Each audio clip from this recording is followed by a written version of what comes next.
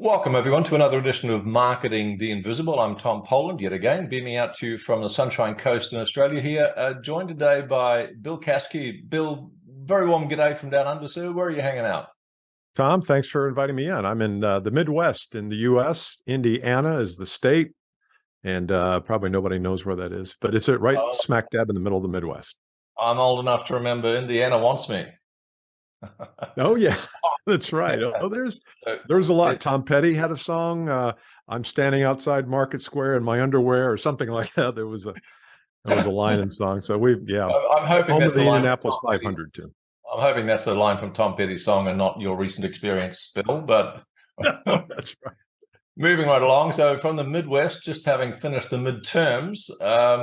For those of you who don't know Bill, he's been in sales training. Sorry, he's been in sales and training sales teams for over 30 years. He's logged, get this, over 10,000 training events. So I think he might have something to tell us that could be important. That's quite extraordinary, Bill. You did all this before you were what, 40 years old too, by the look of it. Yeah, right.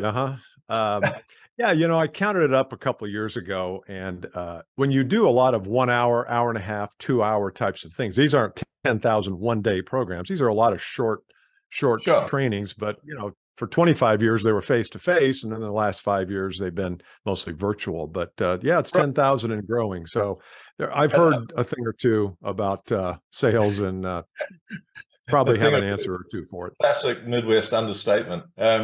So, I mean, folks, the thing about having to articulate what you do and how to do it so often is you end up with crystal clear clarity in your communication. And there's so much that you could unpack, but we've got 7 minutes and we'll get started.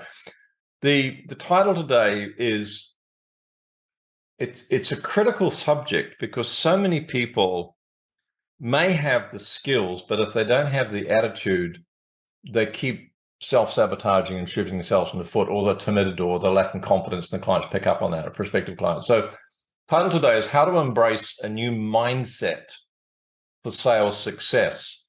Bill, pleasure to have you on the show. Our 7 minutes is going to start now, sir. Question number one is, who is your ideal client?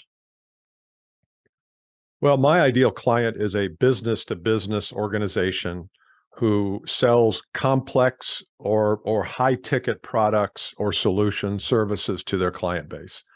And they typically have a sales team, they have a marketing team, they might have an account management team, and I might work with all of those people. But that's my ideal client. $100 million and below is probably the generation of people that I'm in there. Oh, good. I just qualify. So question number two is, what would you say is the problem you solve for these organizations? Well, most people come to me when they are not generating the sales results or top line revenue they want. Yeah. They find it hard to command a premium. A lot of I don't work with low bid people generally. It's usually people that have unique value and they have a higher priced, higher ticket, or higher priced than the competitor's product. And so they're unable to scale their business, and they want to do so while still commanding a premium and keeping margins up. So thank you for that. So, and just over 5.5 minutes left. So that they're not hitting the targets they want to hit. What about some of the typical symptoms other than that? What's going on in the business? What's going on with the sales teams or the leaders where they're going? Someone listening to this could go, we have those symptoms. Yeah, that's a very good way to think about it, the symptoms, because that's what we really look at and feel are the day-to-day symptoms. Results aren't where they need to be. That's an easy one to see. A little more difficult one is sales doesn't come easy. It seems like every sales process has something wrong with it, or we're having to discount, or we're not talking to the right person, or gosh, it's been on the funnel for 6 months. Why hasn't that closed yet? There's a lot of drama or chaos around the sales process. And the other symptom for you CEOs and CFOs who are financially minded is margins are slipping, and we have to discount to get the business. And that's not healthy. And discounting comes right off the bottom line. So that's another indicator that there's a problem. Yeah, and it depositions the brand as something that's perhaps not as premium as it really is. So what would you say? Question 4 is 4.5 minutes left. Some of the common mistakes. So we've got organizations that are pretty successful by most people's standards, and you won't be the first person that's come along to try and solve this problem. You might be the first one to actually solve it, but you won't be the first one to try. So what are your new clients saying to you they tried that actually end up being mistakes? What are the most common mistakes people in these situations make before they find your solution?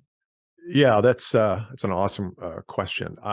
There's a lot. I've got two that I see people try and it never ever works. One is telling your sales team to grind harder, to work harder, to make more calls, to just get out there. Email blasts. I mean, there's this, I know that Tony Robbins, who I really like, he talks about massive action. And I think sometimes massive action without intelligence and intentionality behind the action is just a total waste of effort. And so just magnifying the fact that it doesn't freaking work. So grinding harder, convincing harder, sell harder, talk about our benefits more, don't take no for an answer. All that garbage from the 70s and 80s still raises its head. And it's amazing how many sales teams still buy into that. They still believe that, and VPs of sales too. I got to tell you, there's a new day. In fact, we'll get into the mindset here, I'm sure, very quickly in a minute, but there's a new day, and it's not convince harder and grind harder. Yeah, and in fact, I mean, I uncovered an old record player with a slideshow on tape, and this goes back to the 1950s. I know it's just a request for more information. Be a man so you can go home to the little lady and show her your commission check. So let's flip it then. Question 5 is what's the one thing that people can do that's going to start to flip their mindset, that's going to move them away from the old proven that it doesn't work, just make more calls mentality? Yeah, let's talk about the mindset here for 27 seconds. I want the mindset to be the customer sells you on why they need this problem they have solved. That's the essence of the total flip. And nobody's really teaching that. Most sales organizations don't know what I'm talking about. But the fact is that they have a problem, they have a pain, they have a vision they want to get to. So we've got to flip the script.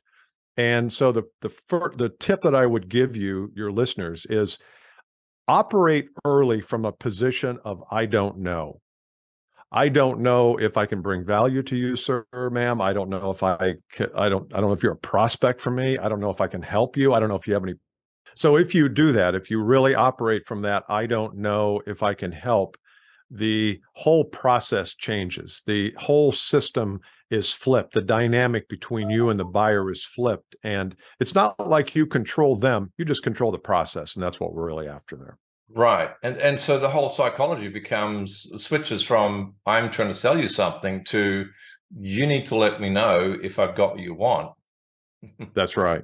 That's right. Now, yeah, we have to help them on the way there, but that is exactly right. But and so question 5, we're looking at, question 6, the valuable free resource. You've got something that dives a bit deeper on this, because I'm absolutely sure you piqued the interest of a whole lot of people. Where can they go to find out more about what you do? Yeah, the best place to send them, Tom, is to billcaskey.com, and that's Caskey. And on that page, there is a document called The 5 Reasons You Don't Have Enough Clients. And it's a 10 or 12 page PDF, easy to read. There's some of these mindsets that build up into that flipping the script or in that document. I think your listeners will really find that valuable. billcaskey.com. The first thing I'm going to do after this call is go and grab it. Bill Caskey, Caskey.com. Bill, thank you for that. 40 seconds left. What's the one question I should have asked you but didn't? Probably what kind of results can I get from using this mentality? Let me answer that. Yes, please. Give us 20 seconds. Yeah. So I'll shut up and let you talk. Yeah. So, one thing is I want you to close a higher percentage of business. I think this idea that the national average or the world average is 10 to 15% of deals quoted to deals closed, that's way too low. it's a whole lot of time wasted on people that aren't going to buy. So the biggest thing I can do is don't call on any more people. Just close 50%, 60%, 70%. That'll triple your business without having to go prospect anymore. You got the prospects, you just need to convert them. That's pretty dramatic. Bill Caskey, thanks so much for your time and your experience distilled down into such a short, succinct expose. Thanks, mate. Cheers. Thanks, Tom. I appreciate you. Thanks for checking out our Marketing the Invisible podcast. If you like what we're doing here, please head over to iTunes to subscribe, rate us, and leave us a review. It's very much appreciated. And if you want to generate 5 fresh leads in just 5 hours, then check out www.5hourchallenge.com.